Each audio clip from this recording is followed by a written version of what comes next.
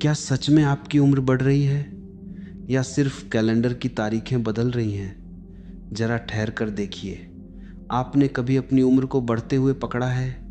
कभी ऐसा क्षण आया जब आपने महसूस किया हो कि अभी अभी मैं 1 साल बड़ा हो गया?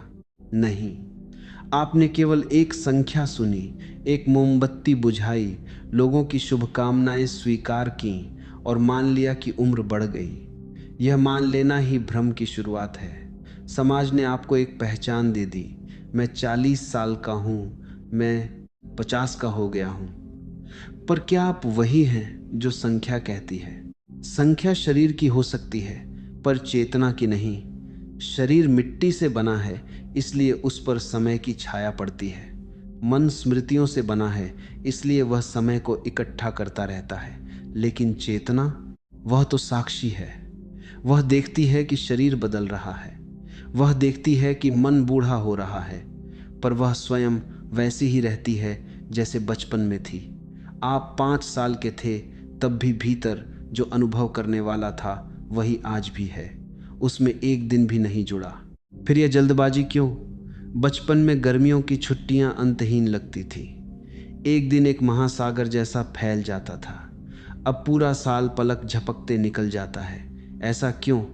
क्या समय तेज हो गया है या आपका अनुभव बदल गया है? बचपन में आप प्रतीक्षा नहीं करते थे, आप जीते थे। हर चीज पहली बार थी, पहली बारिश, पहली पतंग, पहली साइकिल। हर क्षण में आश्चर्य था। जहां आश्चर्य होता है वहां समय धीमा पड़ जाता है। जहां दोहराव होता है वहां समय भागने लगता है। आज आपका अधिकांश जीवन दोहराव है। सुबह वही दिनचर्या, वही चेहरे, वही चिंताएं। मन कहता है यह सब तो देखा हुआ है, और जो देखा हुआ है वह तेजी से गुजर जाता है। समाज ने आपको सिखाया कि उम्र के साथ गंभीर होना चाहिए। झुर्रियां आने से पहले ही चेहरे पर बोझ आ जाता है। आप भविष्य की तैयारी में वर्तमान खो देते हैं। आप कहते हैं अभी मेहनत कर लूं, बाद में जी लूंगा। लेकिन हाँ, बाद कभी आता नहीं। इसी दौड़ में समय एक चाबुक बन जाता है। आप भागते हैं और आपको लगता है कि उम्र दौड़ रही है। सच यह है कि आप दौड़ रहे हैं। उम्र तो शांत खड़ी है, जैसे नदी के किनारे रखा पत्थर। आपकी बेचैनी उसे गति देती है। जरा भीतर देखिए। जब आप पूरी तरह किसी काम में डूब जाते हैं, संगीत सुनते हुए, किसी प्रिय से बात करते हुए, प्रकृति को निहारते हुए, तब घड़ी का ध्यान रहता है? नहीं, उस क्षण आप उम्रहीन हो जाते हैं। वहां कोई संख्या नहीं, कोई तुलना नहीं, सिर्फ अनुभव की गहराई होती है। इसका अर्थ है कि उम्र का अनुभव आपकी चेतना की अवस्था पर निर्भर है। अगर चेतना बिखरी है तो समय टूटे हुए कांच की तरह चुभता है। अगर चेतना एकाग्र है तो समय जल की तरह बहता है। तो क्या उम्र बढ़ती है या आपका अनुभव बदलता है? क्या यह संभव है कि हम अनुभव की गुणवत्ता बदल दें और उम्र की गति भी बदल जाए? यह प्रश्न ही इस यात्रा की शुरुआत है, क्योंकि जिस दिन आपने यह देख लिया कि उम्र केवल एक सामाजिक घोषणा है, उसी दिन आपने उसकी पकड़ ढीली कर दी।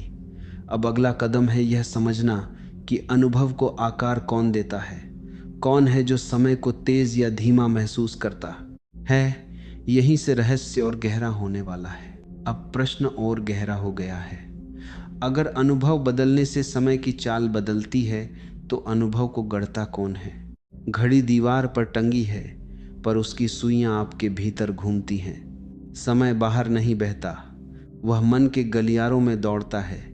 मन ही वह कारखाना है जहां मिनटों को भारी या हल्का बनाया जाता है।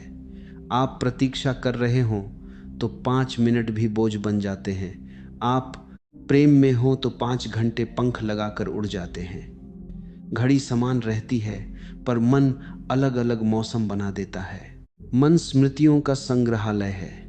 हर अनुभव वहां जमा होता है, पर जमा होते होते वह धूल बन जाता है। जब वर्तमान क्षण आता है, मन तुरंत उसे अतीत की किसी फाइल से जोड़ देता है। वह कहता है यह पहले भी हुआ है। जैसे ही यह तुलना आती है, क्षण की ताजगी खो जाती है। ताजगी खत्म होते ही समय तेज हो जाता है। मन दोहराव से ऊबता है और ऊब उसे आगे धकेलती है। यही धक्का समय को दौड़ में बदल देता है। मन भविष्य का वास्तुकार भी है। वह योजनाएं बनाता है, संभावनाएं गिनता है, डर और उम्मीद के नक्शे खींचता है। जब आप भविष्य की चिंता में डूबे होते हैं, मन लगातार आगे भागता है। शरीर यहाँ बैठा है, पर मन कल की सीढ़ियाँ चढ़ रहा है। विभाजन भीतर तनाव पैदा करता है। तनाव ऊर्जा को जला देता है। ऊर्जा जलती है तो समय की गति तेज महसूस होती है। आप कहते हैं दिन कैसे निकल गया पता ही नहीं चला। असल में मन कभी यहाँ था ही नहीं। ध्यान दीजिए, मन का स्वभाव है गणना।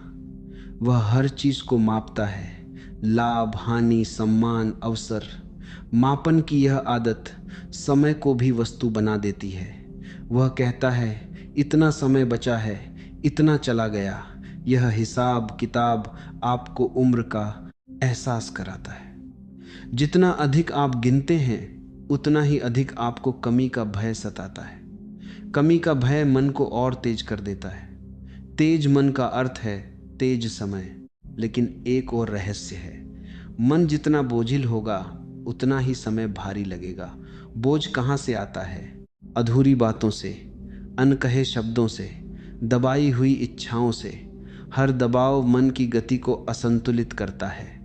कभी वह सुस्त हो जाता है, कभी उन्मत्त। दोनों स्थितियां आपको थका देती हैं। थकान उम्र का पहला संकेत बन जाती है। लोग कहते हैं अब पहले जैसी ऊर्जा नहीं रही। ऊर्जा कहाँ जाएगी? वह तो मन की अव्यवस्था में उलझी है। अब एक क्षण के लिए कल्पना करें कि मन शांत हो जाए। कोई तुलना नहीं, कोई योजना नहीं, कोई हिसाब नहीं, सिर्फ देखना। ऐसी अवस्था में समय का क्या होगा? वह रुकता नहीं, पर उसका बोझ गिर जाता है। जैसे नदी बहती रहती है, पर आप किनारे बैठकर उसकी धारा को महसूस करते हैं। आप बह नहीं रहे, आप साक्षी हैं। साक्षी के लिए समय केवल एक दृश्य है, दौड़ नहीं। तो स्पष्ट हो रहा है कि समय की असली चाबी मन के हाथ में है। मन ही मिनटों को युग बनाता है और युगों को मिनट। अगर मन की गति कम हो जाए तो अनुभव की गहराई बढ़ेगी, और जहाँ गहराई है वहाँ विस्तार है। जहाँ विस्तार है वहाँ जल्दबाजी नहीं। अब अगला प्रश्न उठता है, क्या मन की इस दौड़ को रोका जा सकता है, या कम से कम धीमा किया जा सकता है? यहीं से यात्रा और भीतर उतरने वाली है। तो अब हम और भीतर उतरते हैं। मन की गति को क्या उकसाता है? कौन सी आग है जो उसे लगातार आगे धकेलती रहती है? यदि ध्यान से देखें तो पाएंगे कि यह आग अधूरेपन की है। मन को लगता है कि वह पर्याप्त नहीं है, कुछ कमी है, कुछ छूट गया है, कुछ पाना बाकी है। यही कमी भीतर एक अदृश्य भूख पैदा करती है। भूख जितनी तीव्र होगी, दौड़ उतनी तेज होगी। दौड़ जितनी तेज होगी, जीवन उतना छोटा महसूस होगा। अधूरापन एक साधारण भावना नहीं, यह पहचान बन जाता है। आप कहते हैं जब तक यह हासिल नहीं होगा मैं संतुष्ट नहीं हो सकता। यह जब तक ही मन की जंजीर है। वह वर्तमान को अस्वीकार कर देता है और भविष्य को प्राथमिकता देता है। जो अभी है वह पर्याप्त नहीं, जो कल होगा वही मूल्यवान है। यह सोच एक निरंतर तनाव रचती है। तनाव शरीर की नसों में, श्वास की लय में, नींद की गहराई में उतर जाता है। धीरे धीरे यह आपके चेहरे की रेखाओं में भी दिखाई देने लगता है। इच्छाएं स्वाभाविक हैं, पर उनसे चिपक जाना अस्वाभाविक है। जब इच्छा लक्ष्य नहीं बल्कि अस्तित्व का सहारा बन जाए, तब समस्या शुरू होती है। आप उपलब्धि से अपनी कीमत तय करने लगते हैं। अगर सफलता मिली तो स्वयं को योग्य मानेंगे, नहीं मिली तो स्वयं को छोटा समझेंगे। यह उतार चढ़ाव मन को स्थिर नहीं रहने देता। स्थिरता के बिना अनुभव कभी गहरा नहीं हो सकता। ऊपरी जीवन तेजी से गुजरता है, गहरा जीवन ठहर कर खेलता है। अधूरेपन की जड़ तुलना में छिपी है। आप किसी और की कहानी दें, खक्कर अपनी कहानी को कमतर आंकते हैं, दूसरे की गति देखकर अपनी चाल पर संदेह करते हैं। यहीं से भीतर एक अदृश्य प्रतिस्पर्धा जन्म लेती है। प्रतिस्पर्धा आपको वर्तमान से हटाकर परिणामों की ओर धकेलती है। परिणाम भविष्य में है और भविष्य एक कल्पना है। कल्पना के पीछे भागते भागते आप वास्तविक क्षण को खो देते हैं। जब क्षण खो जाता है तो जीवन का रस सूखने लगता है। रस सूखता है तो उम्र का बोझ बढ़ जाता है। देखिए, जब कोई व्यक्ति स्वयं को पूर्ण मान लेता है, जैसा है वैसा ही पर्याप्त, तो उसकी चाल बदल जाती है। वह हड़बड़ी में नहीं रहता। उसकी आंखों में एक सहज विश्वास होता है। वह जानता है कि जीवन कोई दौड़ नहीं, एक अनफोल्डिंग है। ऐसा व्यक्ति लक्ष्य भी रखता है, पर लक्ष्य उसकी शांति को नहीं खाता। वह कार्य करता है पर भीतर स्थिर रहता है। स्थिरता में समय की पकड़ ढीली पड़ जाती है। अब प्रश्न यह नहीं कि इच्छाएं छोड़नी हैं या नहीं। प्रश्न यह है कि क्या आप बिना शर्त स्वयं को स्वीकार कर सकते हैं? क्या आप इस क्षण को पर्याप्त मान सकते हैं? अगर यह संभव हो जाए तो अधूरापन पिघलने लगेगा, और जैसे ही यह पिघलेगा, मन की वह आग शांत होने लगेगी जो आपको भीतर से जला रही थी। जब आग शांत होती है तो धुआं छंटता है। धुआं छंटता है तो दृष्टि साफ होती है, और साफ दृष्टि में समय का चेहरा बदल जाता है। यात्रा अब एक नए मोड़ पर है। यदि पूर्णता बाहर की उपलब्धियों से नहीं आती तो वह कहाँ से जन्म लेती है? किस स्रोत से वह संतोष उठता है जो मन को विश्राम दे सके? यहीं से अगला द्वार खुलने वाला है। पूर्णता यदि उपलब्धियों से नहीं आती तो वह किसी और ही आयाम से जन्म लेती है। वह आयाम है अभी, न अतीत न भविष्य, सिर्फ यह जीवित क्षण। यही जीवन धड़क रहा है। आपने देखा होगा, जब आप सचमुच किसी दृश्य में खो जाते हैं, डूबते सूरज की लालिमा में, बारिश की मिट्टी की गंध में, या किसी शांत संगीत की लहर में, तब भीतर एक ठहराव उतर आता है। उस ठहराव में कोई जल्दबाजी नहीं होती। वहाँ कोई लक्ष्य नहीं, कोई तुलना नहीं, सिर्फ होना है। अभी में ठहरना कोई तकनीक नहीं, एक दृष्टि है। मन आदतन या तो पीछे लौटता है या आगे भागता है, पर जब आप सजग होकर श्वास को महसूस करते हैं, जब कदमों की आहट को सुनते हैं, जब हृदय की धड़कन पर ध्यान जाता है, तो कुछ बदलने लगता है।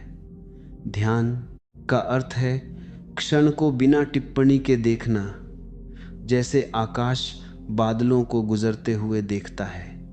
बादल आते हैं, रंग बदलते हैं, विलीन हो जाते हैं, आकाश पर उनका बोझ नहीं पड़ता।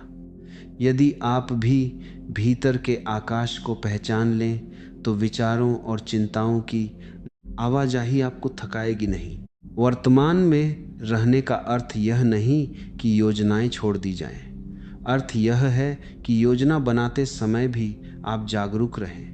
जागरूकता से क्रिया की गुणवत्ता बदल जाती है।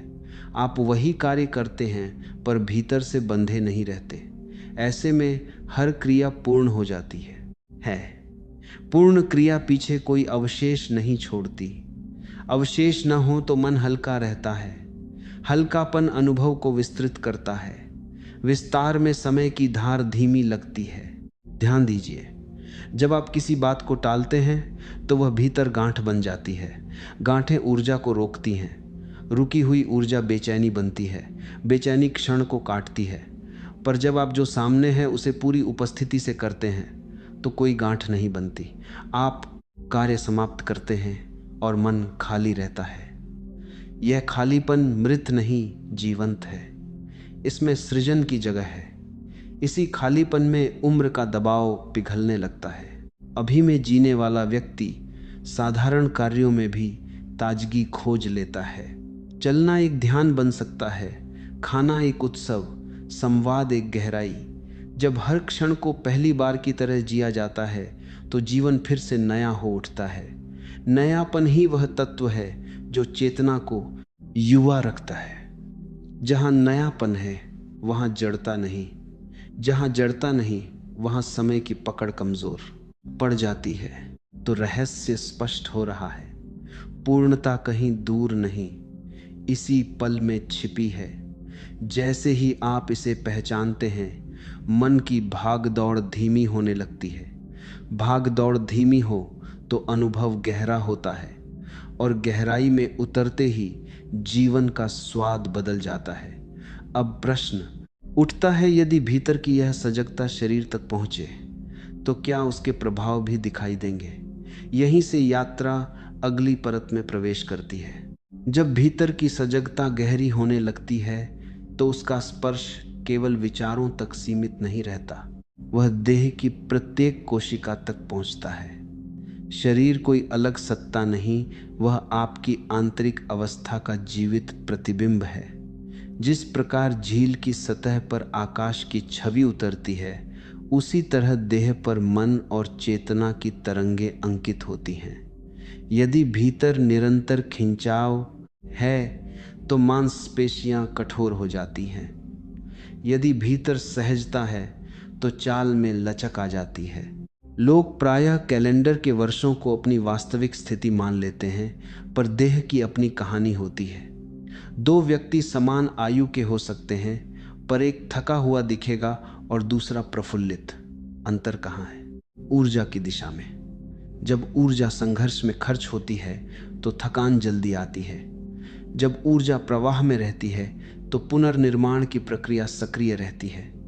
आपने ध्यान दिया होगा, खुलकर हंसने के बाद शरीर हल्का लगता है, गहरी विश्रांति के बाद आंखों की चमक बदल जाती है। यह कोई चमत्कार नहीं, यह आंतरिक रसायन का रूपांतरण है। तनाव के क्षणों में श्वास उथली हो जाती है। उथली श्वास रक्त की लय को प्रभावित करती है। धीरे धीरे यह पैटर्न आदत बन जाता है। आदतें देह की संरचना गढ़ती हैं, पर यदि सजगता से श्वास को गहरा किया जाए, चलने को संतुलित किया जाए, भोजन को ध्यानपूर्वक ग्रहण किया जाए, तो वही देह नई संवेदनशीलता से भर सकती है। यह कोई बाहरी उपचार नहीं, यह भीतर की जागरूकता का विस्तार है। एक और आयाम है आश्चर्य, यह की अनुभूति। जब आप किसी दृश्य को विस्मय से देखते हैं तो शरीर में एक सूक्ष्म विद्युत सी दौड़ जाती है। यह ऊर्जा पुनर्जीवन का संकेत है।